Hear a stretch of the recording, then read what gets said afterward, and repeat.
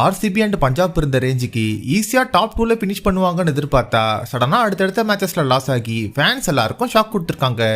Lucknow team இருக்க மோசமான ஃபார்முக்கு ஆர்சிபி டீம் இந்த மேட்ச்ல ஈஸியா வின் பண்ணுவாங்க தான் நம்மளாம் நினைச்சோம். ஆனா லக்னோ டீம் வேற லெவல்ல பெர்ஃபார்ம் பண்ணி ஆர்சிபி டீம் இந்த மேட்ச்ல வெற்றி செஞ்சு வின் பண்ணிருப்பாங்க. ஒரு வழியா மிச்சல் மார்ஷ் இந்த மேட்ச்ல செஞ்சுரி அடிக்க முடிவு பண்ணி 9-4 9-6 அடிச்சு 56 பால்ல 111 ரன் எடுத்து தரமான செஞ்சுரி அடிச்சு மாஸ் கட்டிருப்பாரு.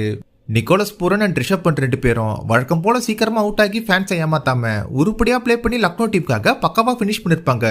இதனால இன்னிங்ஸ் முடிவுல லக்னோ டீம் 3 விக்கெட் விட்டு 209 ரன் எடுத்திருப்பாங்க. ஒரு பக்கம் கோலி டக் அவுட் ஆகி ஷாக் கொடுத்தா, இன்னொரு பக்கம் ஃபில் சால்ட் எங்கன் ஃபேன்ஸ் ஏங்குற மாதிரி ஜாக்கப் பெத்தல் அவுட் ஆகிருப்பாரு. என்னதான் படிக்கல் அண்ட் படித 2 பேரும் 95 ரன்ஸ் பார்ட்னர்ஷிப் போட்டு ஆர்சிபி டீமுக்காக கம்பேக் கொடுத்தாலும் அவங்களும் ஒரு கட்டத்தில் அவுட் ஆகிருப்பாங்க. ஜிதேஷ் சர்மா வெறும் 1 ரன்ல அவுட் ஆகி அவரோட போர் ஃபார்மை கண்டினியூ பண்ணிருப்பாரு.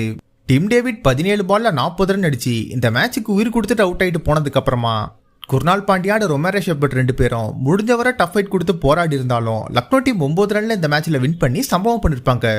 கோலி 9 வருஷத்துக்கு அப்புறமா ஐபிஎல் ரன்சேஸ்ல டக் அவுட் ஆயிருக்காருன்னா அதுக்கான பெருமை பிரின்ஸ் யாதவ் தான் போய் சேரும். சடனா ஜெயிக்கிற டீம்ஸ் எல்லாம் தோக்குறாங்க, தோக்குற டீம்ஸ் எல்லாம் ஜெயிச்சு இந்த ஐபிஎலோட பாயிண்ட்ஸ் டேபிள டஃப் ஆக்கிட்டு இருக்காங்க. அடுத்தடுத்து வரப்போற மேட்சஸ்ல RCB and Punjab team comeback கொடுத்து டாப் 2ல முடிக்க வாய்ப்பு இருக்கான்னு கமெண்ட்ல சொல்லுங்க. ஐபிஎல்ல 10 டீம்ஸ் வந்த அப்புறமா எம்ஐ சிஎஸ்கே ஆர்சிபி இந்த 3 டீம்ஸும் ஒரு சீசன்ல 2 மேட்ச் ஆட முடியலையேன்னு ஃபேன்ஸ் எல்லாம் ஒரு பக்கம் ஃபீல் பண்ணிட்டு இருக்க இந்த சிச்சுவேஷன்ல 2028 ஐபிஎல் சீசன்ல மொத்தமா 94 மேட்சஸ் நடத்த பிளான் பண்ணிருக்காங்க. ஹோம் அண்ட் அவே மேட்சஸ் சேர்த்து மொத்தமா ஒரு டீம் 18 மேட்சஸ் ஆடுற மாதிரி செட் பண்ணிருக்காங்க. இப்படி மேட்சஸ் இன்க்ரீஸ் ஆகுறது ஃபேன்ஸுக்கு ஒரு பக்கம் சந்தோஷம்னா பிளேயர்ஸ் எப்படி ஒர்க்லோட மேனேஜ் பண்ண போறாங்கன்னு கொஞ்சம் வெயிட் பண்ணி தான் பார்க்கணும். என்னதான் ஹர்திக் பாண்டியா இன்ஜுரி ஆகியிருந்தாலும் ஆர்சிபி மேட்ச்ல பிளே பண்றதுக்காக டீமோட இப்ப டிராவல் பண்ணிருக்காரு.